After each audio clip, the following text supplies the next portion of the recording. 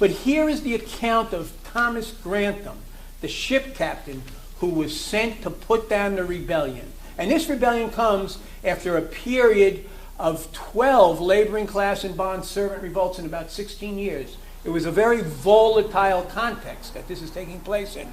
And Grantham recounts how I there met about 400 English and Negroes in arms, still not white, who were much dissatisfied at the surrender of the Point. That's West Point. That's an area down there in Virginia, saying that I had betrayed them, and thereupon some were for shooting me and others were for cutting me in pieces.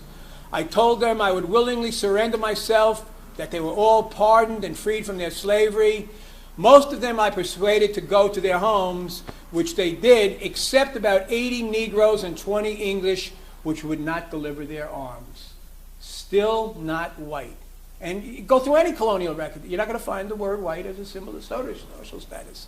So Allen argues this is supreme proof that, that the white race did not exist, but Grantham's testimony is also of profound significance because laboring class African Americans and Europeans had fought side by side for the abolition of slavery back in the 17th century. You wouldn't see that for the next few hundred years, right?